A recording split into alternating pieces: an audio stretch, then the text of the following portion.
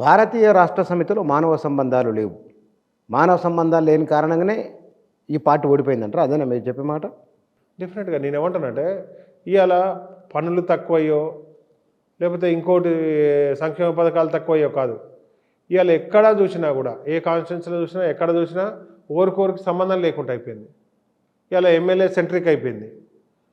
ఇవాళ ఏదైనా బాధతోటి చెప్పుకుందామని వస్తే అది మళ్ళీ ఎమ్మెల్యేకే రిటర్న్ పోయి ఎమ్మెల్యే గారికి కలవండి, వాళ్ళని మనకు బుచ్చన్నకు బాధ ఉంది మీరు పోయి అక్కడ కలవండి అని అంటే ఇక అక్కడ కలవకనే ఆయనతోటి పడకనే నువ్వు ఇక్కడికి వచ్చినావు, మళ్ళీ అక్కడికే బొమ్మన్నప్పుడు ఇక వద్దులే అని చెప్పి కామ్గా ఉన్న వాళ్ళంతా ఎలక్షన్లో వాళ్ళు విశ్వరూపం చూపెట్టారు.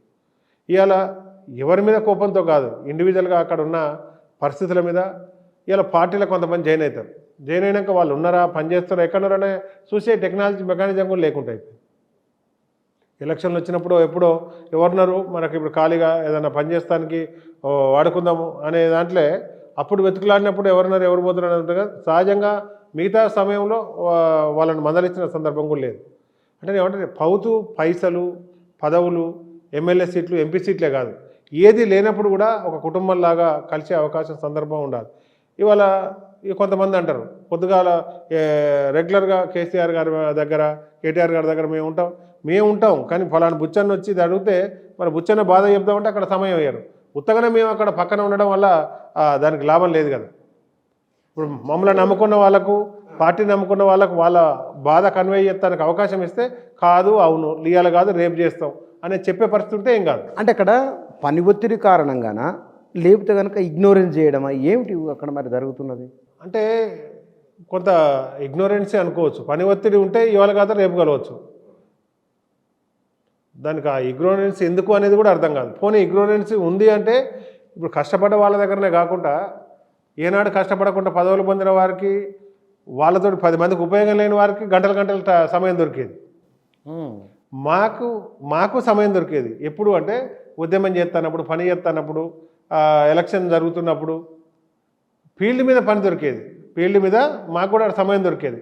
అది కాదు కదా, ప్రశాంతమైన సమయం దొరికితే 10 మందికి ఉపయోగపడే పనులు దాన్ని కన్వే చేయడానికి ఉపయోగపడుతుంది. ఆ సమయంలో వేరే వ్యక్తులు ఉన్నారు. అసలు ఎందుకు జరిగింది అట్లా?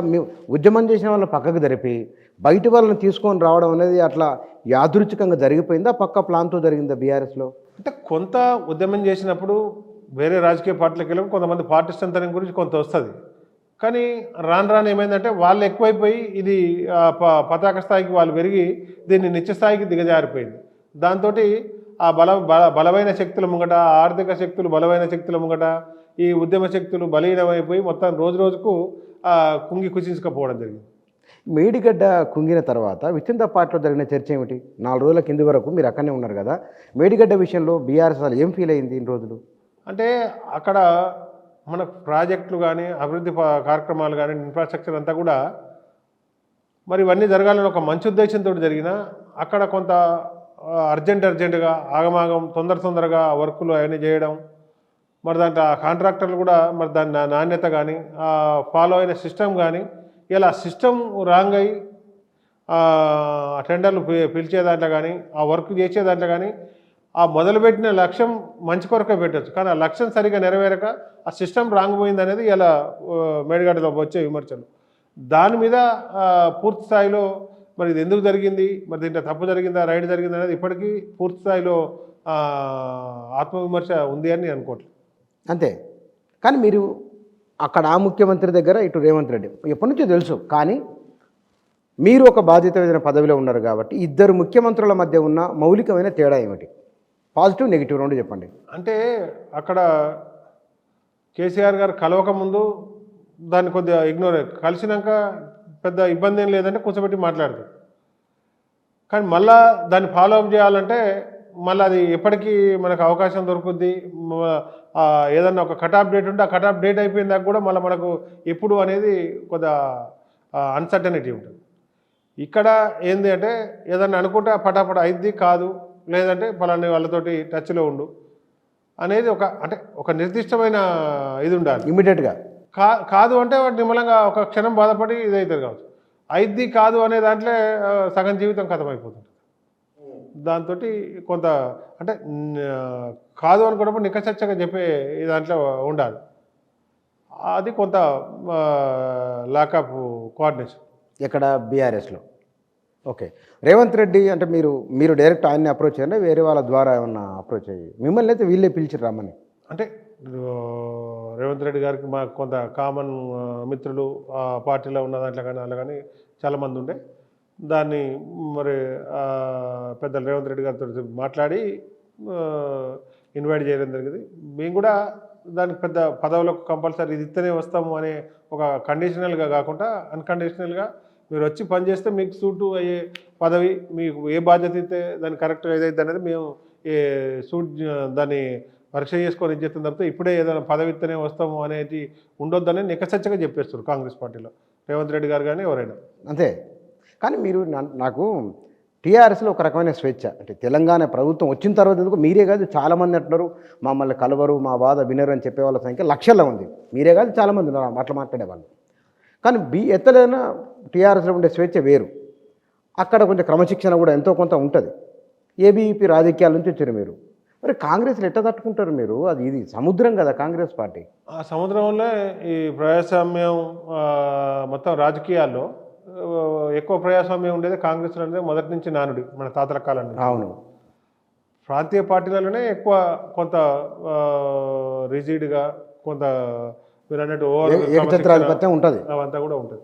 కాంగ్రెస్ పార్టీలో ఎక్కడికక్కడికి ఏ స్థాయిలకు ఆ స్థాయిలో కింది స్థాయి నుంచి జాతీయ స్థాయి వరకు ఎవరు ఇప్పుడు ఏ జాతీయ స్థాయి పోతారు, ఎవరు కింది నుంచి పై నుంచి ఇట్లా పోతారు అనేది కూడా, ఎవరు అదృష్టం మీద ఈక్వేషన్ మీద ఎవరు ఏమవుతారు అనేది కూడా అర్థం కాదు. ఒకసారి సడన్గా ఎక్కడో నార్త్ ఈస్ట్లో ఒక కేంద్ర మంత్రి పోతే రిజర్వేషన్ కలిసి వచ్చి సడన్గా ఒక ఎంపీ అనుకోని కేంద్ర మంత్రి. అట్లా ఓసారి నేషనల్ పార్టీస్ ఏమైనా జరుగుతుంటాయి. Plus comparing to other parties Congress పార్టీలో అధిక ప్రజాస్వామ్యం ఉంటుంది. కానీ మీరు బీజేపీకి ఆఫర్ రాలేదా మీకు? వాళ్ళు కూడా అడిగారు. కాకపోతే ఇప్పుడు లోకల్గా తెలిసిన నాయకత్వం అంతా కూడా కాంగ్రెస్ పార్టీలో రేవంత్ రెడ్డి గారు కానీ అంతా తెలిసిన మిత్రులు ఇటు ఉద్యమంలో కానీ గతంలో విద్యార్థి రాజకీయ దశలో కానీ పనిచేసిన వాళ్ళందరూ కూడా ఉన్నారు కాబట్టి ఈ వైపు మొగ్గు చూపడింది. కానీ మీకు ఈ 2 నెలల పరిపాలన చూస్తే కనుక రేవంత్ చాలామంది అంటున్నారు కాంగ్రెస్లో ఏమి ఉండరు, కలిసి ఉండరు, కొట్టుకుంటారు, అది చేస్తారు, రేవంత్ రెడ్డి పరిపాలన చేయని అని అంటున్నారు. అట్లా ఉందా ఈ 2 రోజుల్లో? ఏదన్నా అట్లా అర్థమైందా? ఎక్కడ కూడా మరి గవర్నమెంట్ కూల్చేస్తాం, తోచేస్తాం, ఇప్పుడు అవుతుంది, ఎలక్షన్ తర్వాత అవుతుందని దానికి అదొక వాతావరణం క్రియేట్ చేసారు. కానీ మరి ఇక్కడ కొత్త పాత వివిధ పార్టీల నుంచి కూడా ఇవాళ మరి కాంగ్రెస్ పార్టీలో అధికారం ఉన్న వాళ్ళు, ప్రభుత్వంలో వాళ్ళు మరి ఎక్కడ కూడా అలాంటి పొరపచ్చలు కానీ వాళ్ళ మధ్యన గొడవలు కానీ గవర్నమెంట్ కూలిపోద్ది, ఎవరికి కోఆర్డినేషన్ లేదనేది ఎక్కడ కూడా లేదు. ఈ 2 నెలల మీరు 3 నెలల కానీ జరుగుతున్న దాంట్లో ఎవరికి వాళ్ళు ఎవరి పని వాళ్ళు నిమగ్నమై పని చేసుకుంటూ పోతున్నారు. ఏదైనా చిన్న ఇన్ఫర్మేషన్ సైడ్ ఉంటే కూర్చొని మాట్లాడుకొని చార్ట్అవుట్ చేసుకుంటున్నట్టు కనబడుతుంది. కానీ ఎక్కడ గవర్నమెంట్కి ఏదో ఇబ్బందికరమైన పరిస్థితులు తలెత్తుతాయి, ఒకరి మధ్యన ఒకరికి గొడవలు అనే దాంట్లో మాత్రం ఎక్కడ కనబడుతుంది. అంత సాఫీగానే ఉంది, సాఫీగానే నడుస్తుంది.